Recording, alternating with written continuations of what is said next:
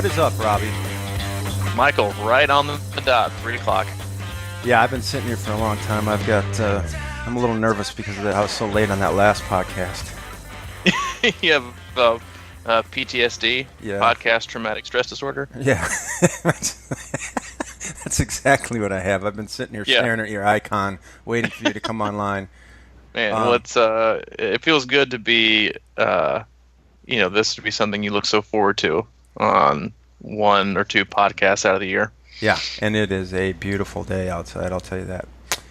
All right, so I'm pumped about our guest today. He emailed us a long time ago. He's been listening to the cast. I don't know. I think he might have all of them under his belt, maybe. But he sent us a cool email, and he's got a story that really moved both of us. And so today we're welcoming Ross Kaffenberger. Ross, are you on the phone? I'm here. Hey, how's it going, guys? Thanks for having me on. Oh, man. You're welcome. Thanks for coming on. Well, you're over there in Northern Virginia, right? That's right. Well, I'm a recent transplant from New York City. I've been, in the city for the past 12 years or so. This past year, I moved back home. I grew up in the Northern Virginia area. I've been away a long time, and I'm back. So that's where I'm now. That's good, man. I heard it's nice over there.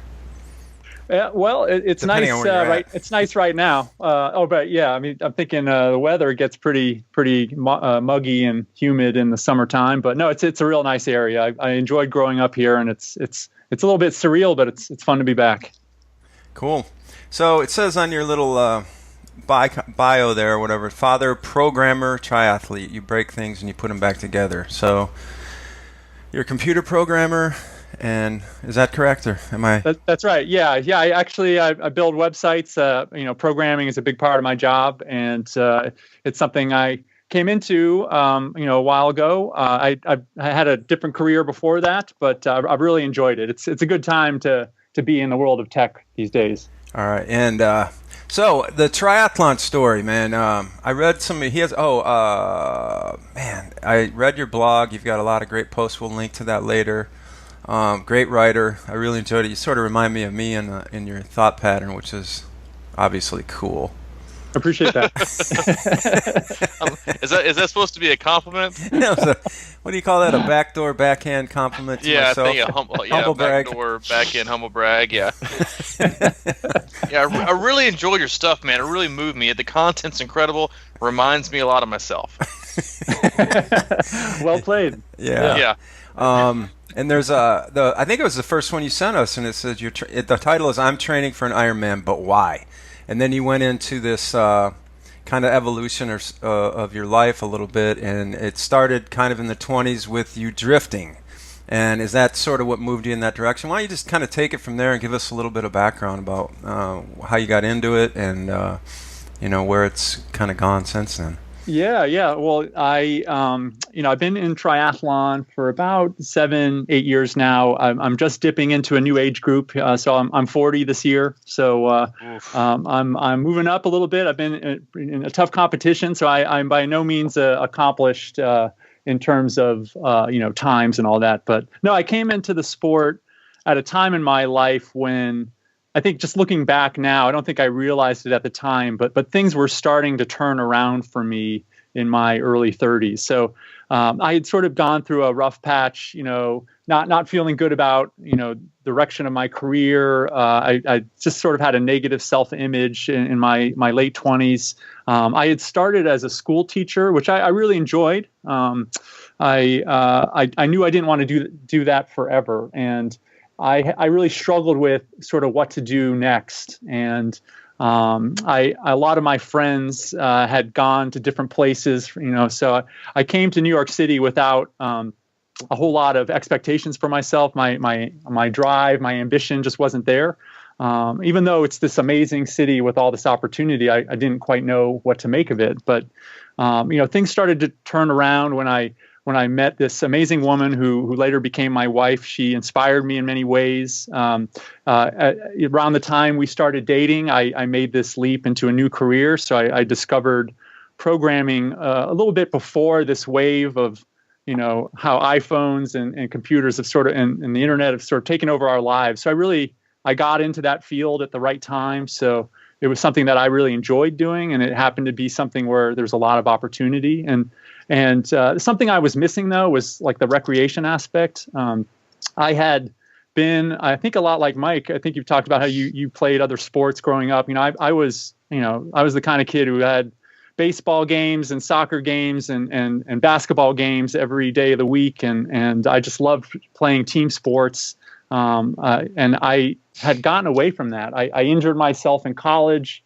I've had 3 knee surgeries at this point, and I had to walk away from that. It's hard for me to walk past a field or a court without getting the trembles. Like I want to get out there and do something. And I just know that my leg can't handle what it takes to play some of these intense team sports. But I didn't have anything to sort of fall into next, and it just sort of happened that the friends I made in New York were into running. A few had started doing triathlons. I think that was right around the time where the sport was really blowing up and really popular. And in New York, there's a lot of folks who are into it. You don't think of New York as being, a big athletic city, but you get a lot of type A individuals in one place. And I think that's a sort of mentality that triathlon attracts. And it was hard for me to ignore it. And so, right around the time that I'm in this great relationship and I'm coming into this new career, I just sort of listened to what was going on around me, and I think I got to give this a try. And I was pretty out of shape at this point. I started with like the Couch to 5K program off the internet, and by the time I entered my first triathlon, I had no idea what I was doing. I had borrowed a road bike. I was in an Olympic triathlon in Philadelphia, the Philly Tri, on like 100-degree day. I didn't know that you were supposed to like have nutrition with you. So by the time I got to the run, I am just dying out there. And I, believe it or not, I had been in this back and forth duel with a 13-year-old girl on the bike, and she totally smoked me on the run, and it was just like, I think it was the most humbling athletic experience in my life. But I was just so hooked by the end. Getting to that finish line, feeling that adrenaline rush.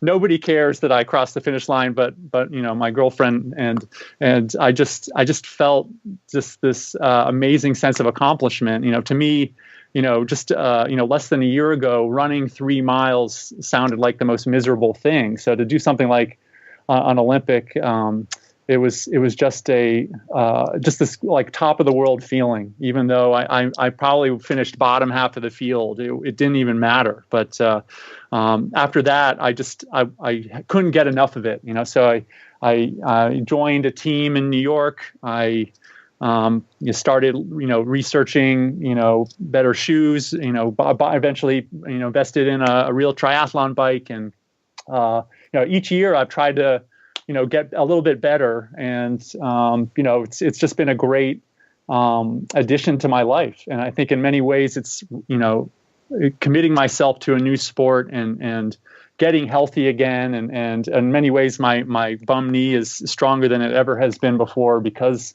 of the sport and being able to put in the hours and just, it's a great sense of accomplishment. In many ways, it's felt like it's built confidence. It's a big part of who I am. Although there's many parts to that picture. I'm very much in love with the sport and all that it's given me. And so I think that's sort of the high level how I got started. And I'm still putting in the miles. Cool. 2 quick questions. So I was going to ask about your knee. Yeah, you said you started running and obviously 3 surgeries and everything. So you feel like triathlon's built that back up. And secondly, when you're in a New York City tri group, do you guys swim in the Hudson? Yeah. So the New York Tri is in the Hudson, and there are occasional open water swims that take place in the Hudson. So I've done at this point about 7 or 8 mile or longer swims in the Hudson. We don't train in the Hudson, but getting in, I think they call it the Hudson mustache. When you get out, there's this layer of silt on your face, so that you almost, if you forget to go under the showers they have, you get some pretty nasty looking pictures when they do the photo finish or on the bike or something. So it's I think the current is all it's all downstream. They usually pick, if I understand correctly, they usually pick a time of year where it's all downstream. So you could actually just float and finish the New York City Tri in about 20 minutes. So all the times are just off the charts. I think the pros finish like in 11 minutes or something. It's just like a crazy fast swim. And I think they almost have to do it like that because so many people enter the race. It's one of the bigger races that I've ever entered. So that's cool. Yes. Robbie and I always think about, we're big Seinfeld fans. That always reminds me of Kramer. Yes. Yes. Huge Seinfeld fans. There you go. Yeah. Well, it's a badge of honor for us to have swum the Hudson, and I think for many people it's their favorite race. So if you get a chance, you got to try it once. Seriously, it's a badge of honor, and a virus will carry for you for ages. We're not worried about that. Yeah, we're not. So one of the things that I really related to when I started to read your blog, your blog's entitled Out and Back, correct? That's right. Yeah, it's on a publication called Medium.com, and it's not its own URL, but if you go on there, you can search for Out and Back and find it. Yeah, and we'll definitely link to it in the show notes. But one of the parts that really resonated with me, because I totally relate to is the stereotype that triathlon can be a selfish sport, which I totally agree, and I think there's two ends of that spectrum where you can treat it as such, as an escape, which I think a lot of people do, or you can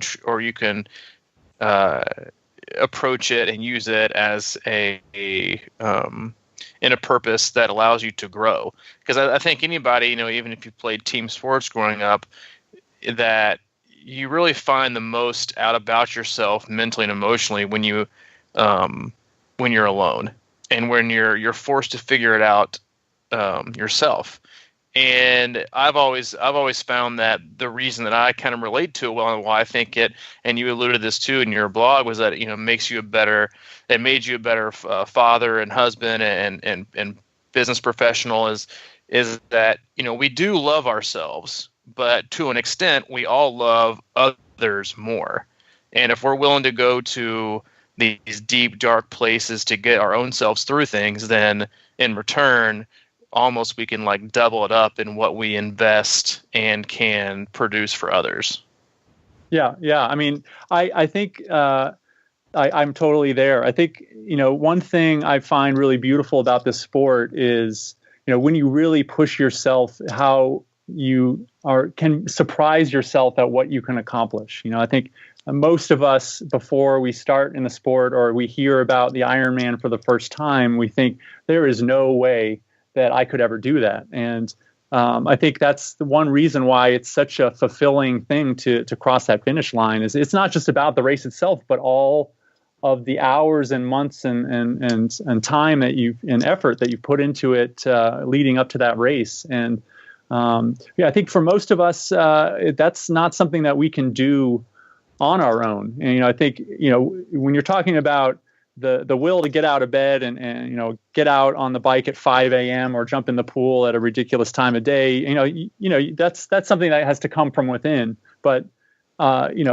people to support you and to be able to make room for this in your life, for most of us, that's not just an individual decision. But I think that one thing you're getting at though is I think there's an aspect to the sport that I really believe in, and for myself at least, it's a way of taking care of myself. I think there's been some challenging things that I've gone through lately, especially that have really tested my ability to have mental health, to be in a good place, to sort of take on and carry out my responsibilities. And I think because and maybe because I've sort of come from an athletic background, I think I've realized that for many ways, sport and recreation, and for me that's triathlon right now,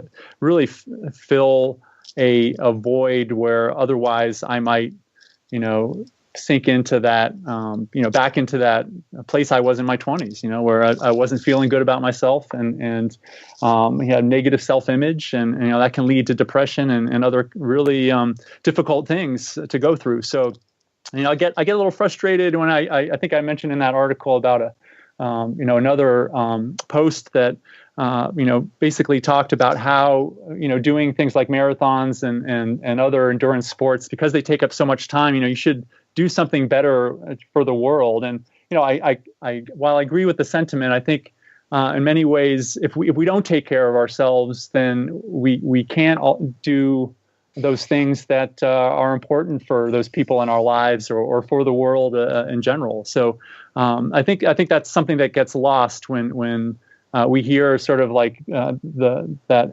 attitude that guilts people into thinking about others first, and I think that's probably a difficult thing to sort of reconcile. There's an aspect to the sport, yes, that's selfish, but I think when you all have talked about what triathlon has done for you all and your lives, that I hear a lot of those same sentiments that it's been important to me, and I think I can get into a little bit more about some events that have happened to me in the last year, but maybe I'll just see if that's like sort of the direction you want to go. But I think I'm basically right there with you. I think there is sort of this push and pull between just how much the sport is a selfish endeavor versus something where it's part of taking care of yourself and being healthy in many ways. I'm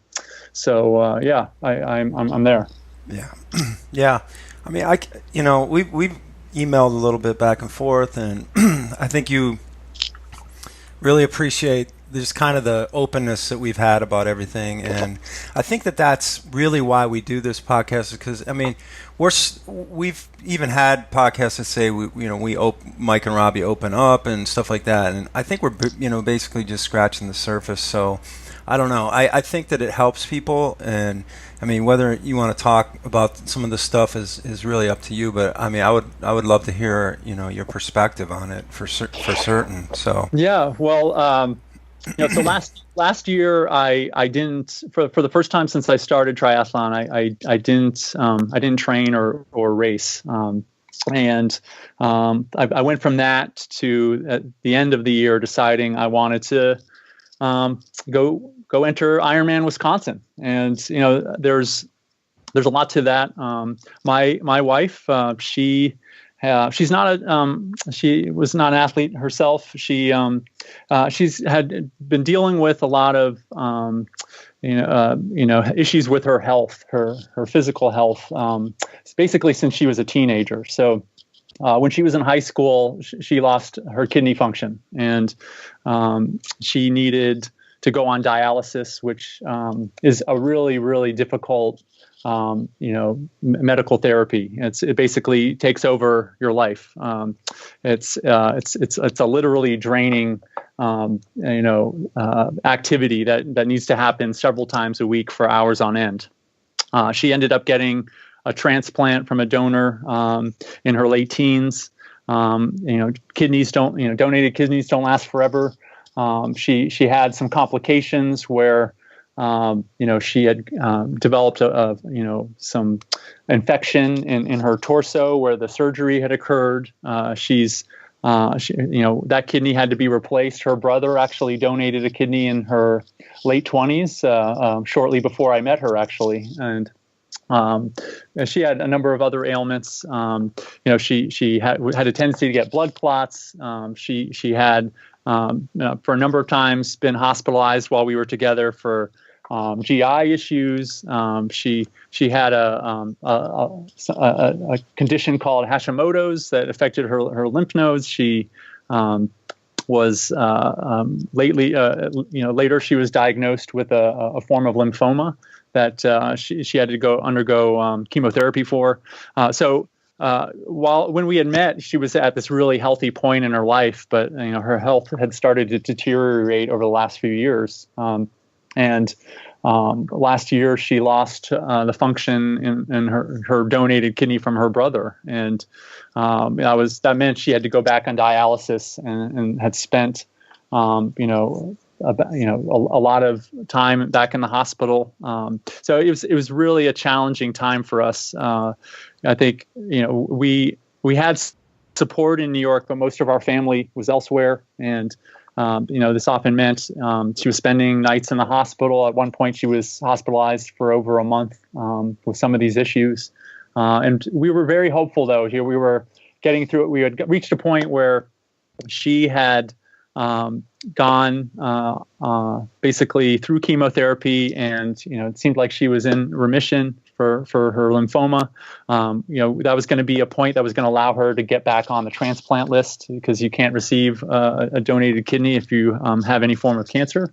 All the while, we were really hoping to become parents, and because of our medical challenges, we weren't able to carry ourselves. So while this was going on, we reached out to an agency that helped us find a surrogate who would carry our child. So we went to a fertility clinic and did in vitro, and found this amazing woman who happens to live just outside of Madison, Wisconsin. And we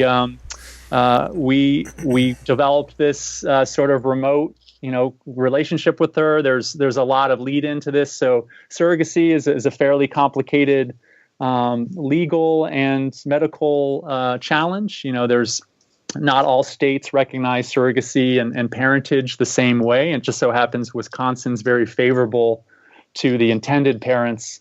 So in our own home state of New York at the time, we would have had to adopt our own child from our surrogate, and that wasn't something we wanted to do. So we were lucky to find this very wonderful person who ended up carrying our child. We did a medical procedure just before Christmas in 2015, and she successfully took on our little baby, and she had a healthy, successful pregnancy. We went to visit a few times, and my wife and I, we fell in love with Madison, got to walk around the Capitol area. At this point, I don't think I was aware that the Ironman Wisconsin Triathlon took place there. It was something that wasn't really part of on my radar at the time. And about 4 or 5 months into the pregnancy, my wife had what we thought was a routine procedure to correct some of these issues in her torso. So she had a lot of scarring from surgeries in her past, and it was something that we wanted to do before we were going to become parents. And for me, I think looking back, I sort of let my guard down. I thought she'd already been through all this stuff, and this is just a routine surgery. She's got this. If my wife was an expert at anything, and it was many things, but she knew how to handle being in a hospital and being a patient. This is something she had done for most of her life.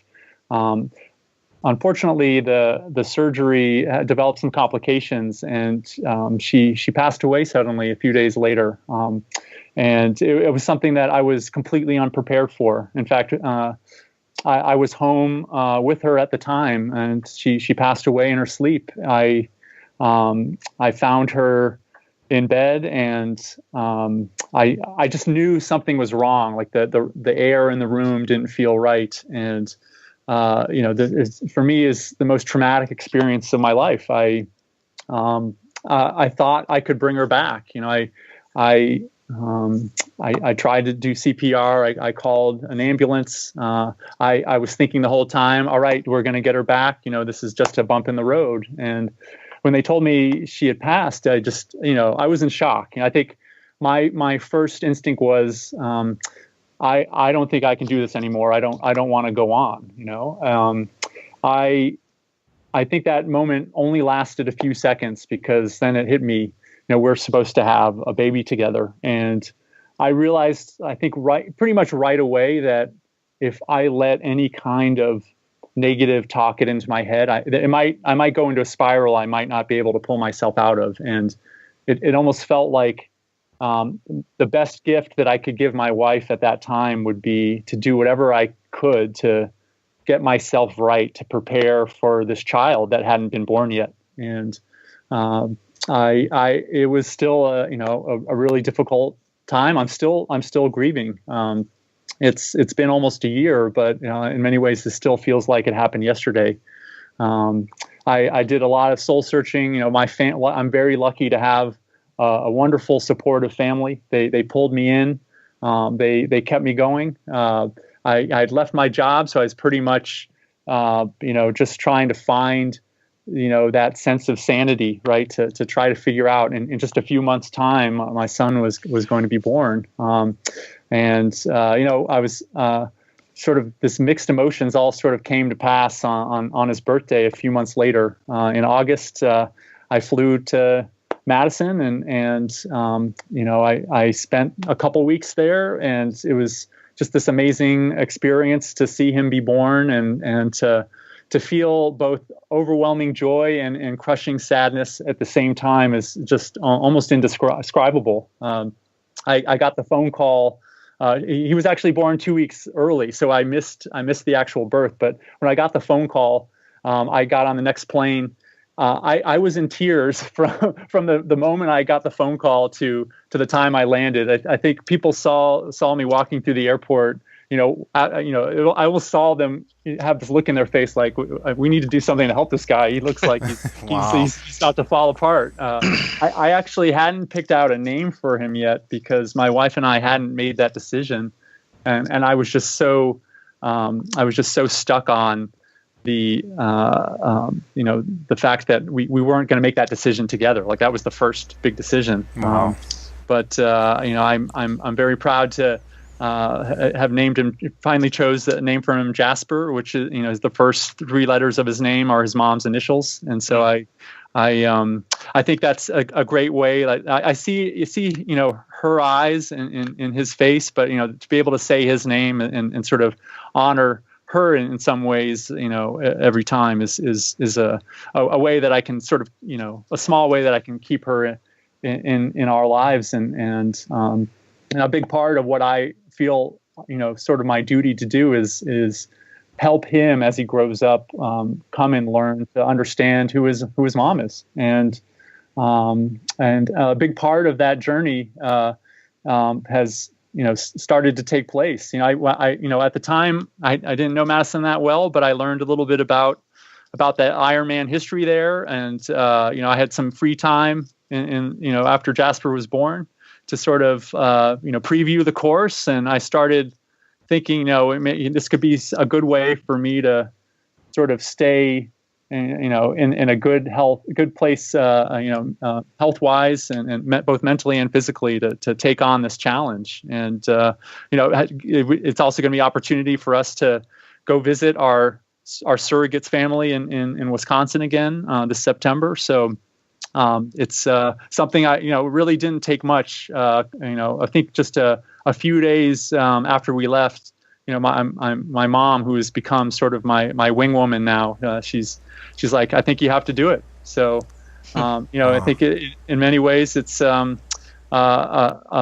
journey that I think it sort of transcends triathlon, but I'm really excited that it's part of it, that I can continue to do this sport while being a single dad, because I have this support from my family and so many people that love my wife and are there to support us. And I wouldn't be able to do this without that help, of course. I mean, just already this point, and still many months out, I feel like the energy it takes to raise a kid, as you know, Robbie, and train and do, you have work commitments and everything. It is a weight, and having to do this while grieving is I don't know what to compare it to really, but I think in many ways it's keeping me going. It's keeping me energized, and I don't know where I would be without this this challenge, this sport in my life to help balance all these things that are floating around. So I am super excited though to be doing this race in Wisconsin, and it's a big reason why I discovered the podcast. I think I was searching for some recon on the course, and the fact that you all had done it and talked about it on your podcast was a big reason how I discovered you guys. So I mean, I have to say, I being an East Coast guy, I really did fall in love with the Midwest in my time out there. So I know, Mike, that you have a soft place in your heart for Madison and Wisconsin in general, but I will say it's just a beautiful, beautiful place, and I'm really looking forward to it. Wow, man! Yeah. How old is your son? He's 8 months now. Okay, yeah. So mine will be 9 months on the 20th. Oh my gosh, fantastic! And his name's Hayden, and he was at. It's kind of funny. I mean, I'm totally honest. I get a little bit choked up right now, but first off, I mean, I think your story is, while both just sad and just, I mean, heartbreaking, is absolutely incredible to me. A few things that I know Mike, I'm not even going to try to speak for Mike on this, but I just wanted to cover a few things before I hand over to Mike. Is there's kind of a unique, and my situation doesn't even come close to your situation at all, but it's very similar to a conversation I had earlier this week, because you see that most people gravitate towards these endurance sports after something horrible and life-changing has happened, or for whatever reason, not that they already had picked it up and then go through it and then get to use it still after. And because I had this conversation earlier this week when I was running with Matt Fitzgerald, he asked me, and I was talking about my time as an alcoholic and how long I'd been sober, and that I didn't know of anybody that I came into contact with for those entire 90 days I was trying to get sober that is still sober. And he asked me an interesting question. He asked me if I thought that was because of my athletic background or my endurance experience, and which I don't know. I'll never know. But it seems to me as well that you having that to kind of not fall back on, but to almost kind of partner up with the sport and already have it ready. I know it helped me deal with the things I was going through as well, and did not have to search to find something, and already kind of know the details about it was extremely helpful, and the mindset I had already created was a huge help. But I also think that just your story about the city of Madison is incredible. I mean, Mike obviously loves Madison for a million reasons, but it was also very cool for me to go back and do it this year. It'll be a much different experience when you do it, but for me it was I went to Madison and raced when Mike, what was it, 2013, Mike? Yeah. Mm-hmm. Yeah, and so that I went with my she's now my wife, Allie. She was with me then, just kind of tagging along, I think, to make sure I stayed alive, to be honest. But that was September of that year, and it was a horrible time for me. I was up there just kind of spectating Madison and the athletes that I had at the time. And then 2 months later is when I actually went in and got sober. And then I went back, going back this year, married with our son, was kind of a homecoming for us too. So it's I think Madison has a lot of cool, definitely a lot of special places. But again, your story is like I said, both heartbreaking, but What you're doing, I think, is about as admirable as you could do, and I give you all the credit in the world. Yeah, man. Yeah, I mean, yeah. It's. I was just going to say, it's. To have a personal connection to, the place where you're racing, to me, is so much more fulfilling than thinking about doing some race off in some, tropical island somewhere. It's. I think to be able to be surrounded by people that you care about, or a place that you're connected to, is a special way to do a race for sure. Yeah, and I didn't know that part of it, obviously. But when you were talking about that, and your surrogate choosing Madison and the connection to the race, I mean, we were actually, and as far as like crossing paths, you said that was in August.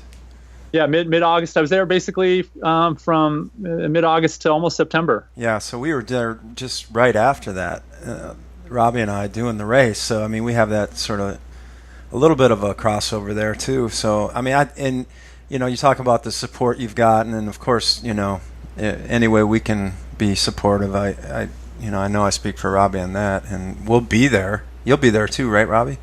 Yeah, man, I wouldn't miss it. Yeah, it'd be great to hang out with you guys. I love the city. It's beautiful. I will say that the thing I heard and the thing I experienced about it is that every road around the city is under construction during the summer, and we were pretty much in traffic most of the time we were driving around. So that's I think that's probably why the bike course is so technical, right? Because you got to keep weaving in and out of the I guess the dump trucks to get around the course. Yeah. Well, it's a little, there was some rough parts of that. That I guess you get that in the north because the roads constrict and break up, and you're just never going to have the roads perfectly. But they had to really, I think it's going to be the same way it was last year, because there is major construction on the mile, I guess 25 or so of the course. So they had to switch it, or no, it was 45, I guess.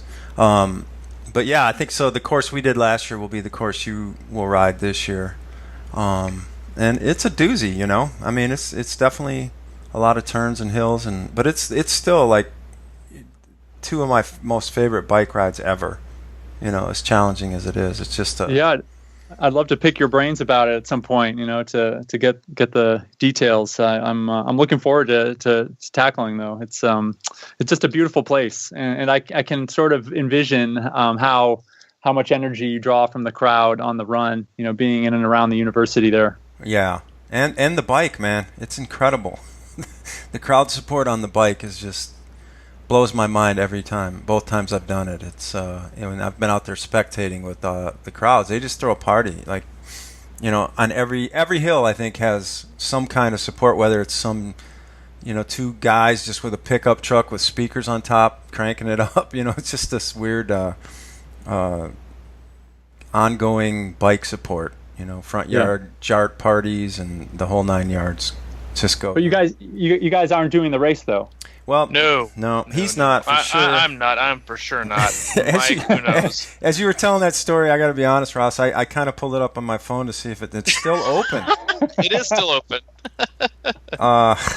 Do it. Here I go. Yeah, like what you said. I guess that's what keeps drawing me back there. It is such a special feeling for me just being around there, and there are other races, of course, and everybody's like, what. A lot of the other races I've done are kind of like you go out into the fields and ride around for 6 hours, and then you come back in and then run, a bike path or something. And I feel like that's just every other thing for me, But I just like the special venue at Madison. There's something about all three sports. The swim is amazing. The bike course is incredible. And, of course, the run up and down State Street. To me, it's just, I don't know. I really enjoy it, so I think you will as well. Yeah, I've never done a mass start swim like that, even in the smaller races that I've done. So I think that I think is both exciting and scary to me. But I'm not a an elite swimmer, but I think I've heard enough about what you guys have talked about it to have some kind of strategy going in. But I think I'll still probably, with all the emotion and with it being kind of a high high pressure, high intensity start. I think I might need to take a few breaths to sort of hold it together at the beginning of that race. I'm almost starting to get the shakes about it. I still have some time to deal with that. Yeah, just get in the water. They let you get in the water early and float around, man. I think that really helps a lot. 15 minutes of floating and getting acclimated to the feeling and looking around. I think that, to me, that's the best advice. Yeah. For me, it's my, honestly, like sometimes even more than finishing, it's my favorite part of the race. Because I think, I've had two of my biggest highlights racing have been before the race even started. 2014, Mike, you and I at Ironman Louisville, sitting on the stairs, and letting everybody else go in the water. They were playing the national anthem, and then again this last year at Wisconsin. For me, I love the water, but just being in the water, and because you're finally alone. Even though there's people around, it's, for me, and I can imagine it'll be this way for you, is it just gave me like 5 to 10 minutes to just do nothing but reflect, because I couldn't even think about the race. All I could think about was all the months that had led up to it, and all the months and years that had led up to it, and how things were different for me than they were last time. And it was just like, man, and it'll be this way for you because of what you're doing already is just incredible. Is to get to be there in that water, and the sun will be up and it'll be cool, and the water will be nice and brisk, and to just sit back and think, man, like basically you've already won. You've already won. And now you just have to, I use this analogy all the time, but doing an Ironman is a lot like graduation day. You're walking across and getting your diploma. It's the previous 4 years that were the hardest, where you did all the work. And to look back on your journey that you'll have leading up to it, and the experience. The race they'll almost become secondary until you kind of get going. But I found, for me, that was the easiest way. It just organically happened that I didn't even think about the race. I was like, man, I'm just so happy and at peace to be here, considering all things. And I can imagine it'll be the same for you. Yeah, I think when at moments where I'm sort of at my strongest, it's when I feel that appreciation for, having spent the time that I did get to spend with my wife, and having her in my life in many ways still, hearing her voice and her encouragement, and trying to see things and see the world, and my interactions with other people through her eyes, and in many ways I think that what I've been through as a result, and the months and since she passed, I think in many ways I feel like I've gotten through the most difficult part. It will always be difficult. I know there will never be closure, but in many ways I feel like, along with that feeling before the finish line, where you feel like you've done the hard work, and in many ways I feel like I've done a lot of the hardest part of this journey, in trying to learn to live without her around. And I'm going to carry a lot of the lessons that she taught me through the way that she lived her life. And I think that's going to give me a lot of strength, not just at the start line, but at all the tough times, between here and then and beyond. It's something that helps me get through the dark periods where I maybe forget that, or I focus too much on what is missing. I think the big thing for me will just be to continue to embrace the things that I feel lucky about, I wish, that doesn't mean I don't wish I could have, that she would still be here. And I think a lot of the things that, like, what could have been, but, it's, in many ways, this is part of this process that I'm going through, is trying to learn to be a healthy, productive person again. And, it is an ongoing battle, but it really does parallel the battle with training that we go through. There are days where, it's really tough to get out of bed, or it's really tough to get through a tough interval workout. Maybe some days it doesn't feel that hard, but it's really, I think, those times when we struggle the most, where we really, get to test who we are, and how we fare at those times is really the important measure of our lives. It's something that I try to, even though it's difficult, I try to tell myself, all right, this is I'm having a tough day here. Let's see if I can prove it to myself that this is something that I can get through. And all those little battles you fight along the way, I think, is like what you're saying. You've already won by the time you get to that start line. Absolutely, man. Yeah, I think I think you're gonna enjoy it, and it's gonna be a great experience. I'm sitting here just thinking about it now. You got me all. Yeah, it's a tough sell. Wait, you're gonna plan on being there, and you haven't entered? Yeah, exactly. Well, I've is it both years? Yeah, both years. I've done at least one tribute video where I've just gone up and spectated and hung out, and so it's usually a good time for me to go home. It's a perfect time of the year in Wisconsin, and I like to just go up there, and if that race is going on, I'll go up and check it out. So I've been planning on going, but I'm just I'm going to see how Chattanooga goes, and I'll see how the rest of this night goes, and maybe Sunday. Seriously. I'm in the middle of a split run day, so if the second run goes well, I'll be like, it might be fun running through that campus again. Hey man, thanks for coming on and sharing part of your journey and these great moving stories and giving us this inspiration and everything. I just really appreciate it, and it's been nice to finally hear your voice and get to know you a little bit better, and I can assure you it will continue.